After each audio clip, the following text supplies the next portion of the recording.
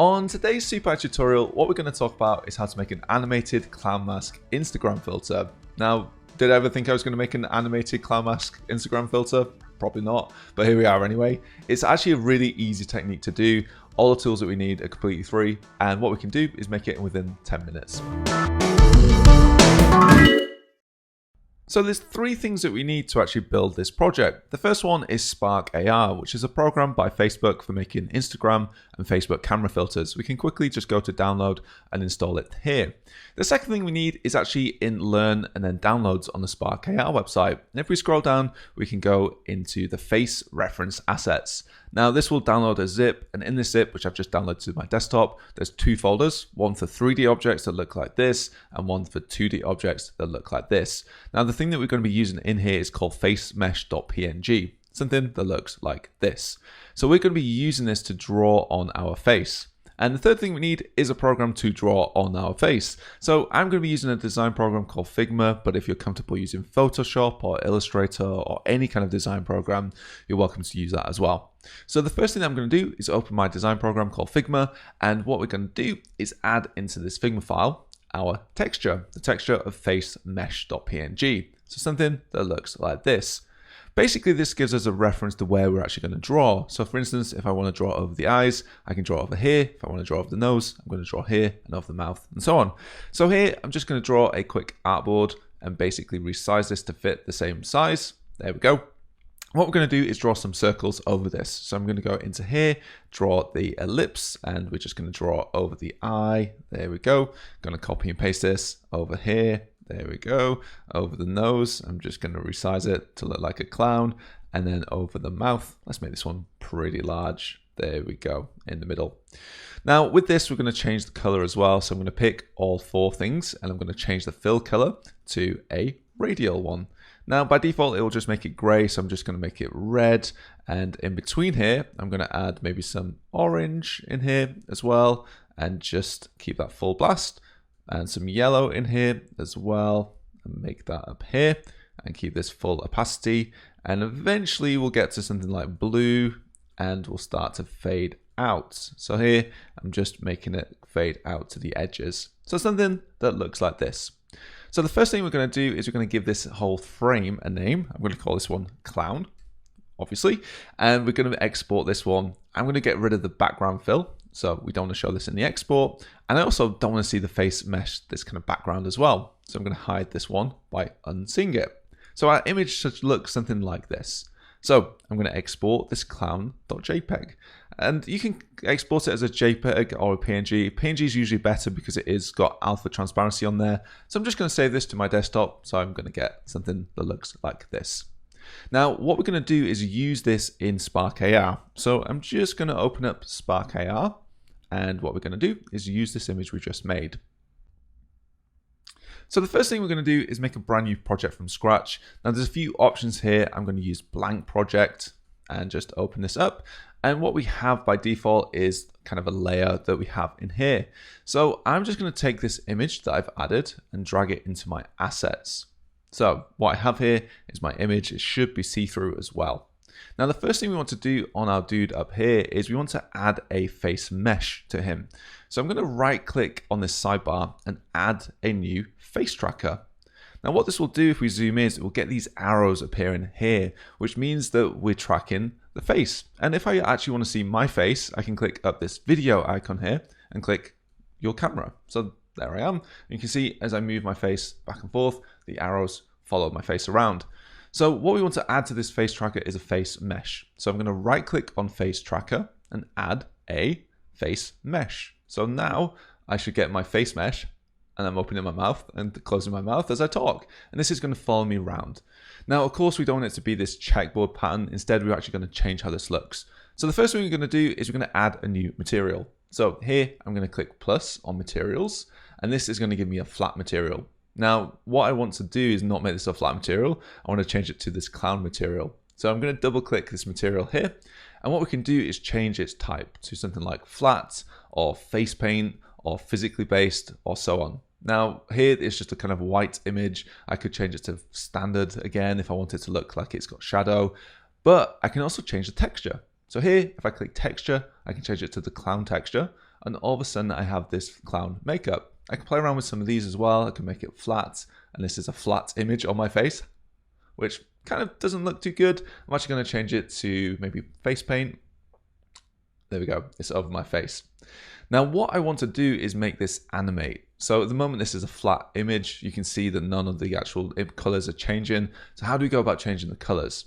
Well, what I need to do is add a little bit of kind of code, kind of some instruction to this to say we should change these colors.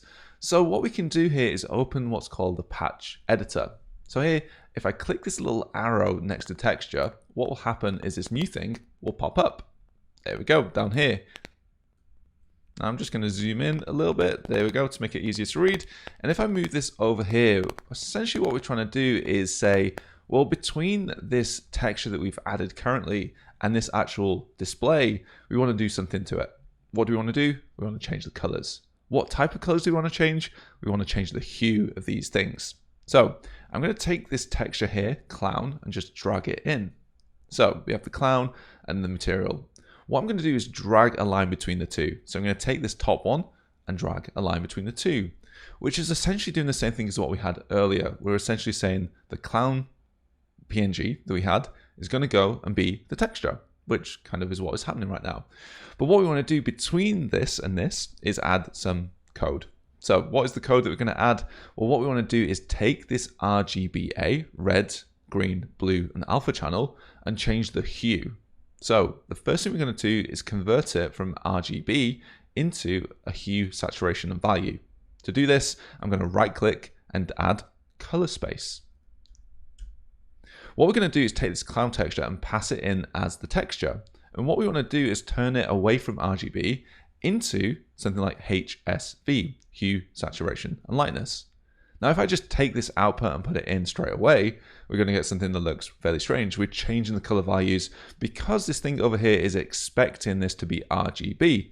So what we could do is convert it from this RGB to this, then back. So between these two things, I'm going to do color space again. I'm going to take this output, pass it in here, and we're going to pass it back in here. And then we're going to change the input to HSV back to RGB. So what we've done is we've turned it from one color space back to the same one that we started with.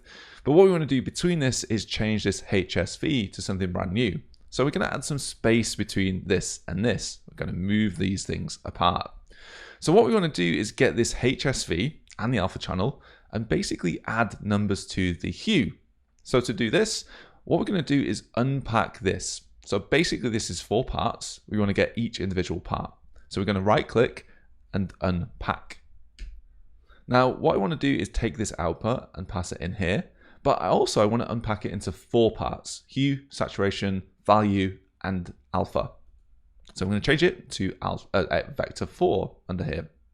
Now what I want to do between here and here is basically add to the hue. So I'm going to move this again further apart, and on this one I'm going to add. So we're going to go and add what though? Well, what I could do is add a little bit to this. So maybe something like 0.1. But now this isn't going to do anything. We're still going from here to here. What I want to do is then repack that together. So I'm going to right click and click pack. So I'm basically taking these 4 parts, splitting them apart using unpack, adding just a tiny bit to the first bit, the hue, and then I want to repack it so I can use it. So this pack is going to be a vector 4. I'm going to add in here just on hue, and then on this second one I'm going to directly pass it in, and this one and this one, and then we're going to take this and pass it in here instead.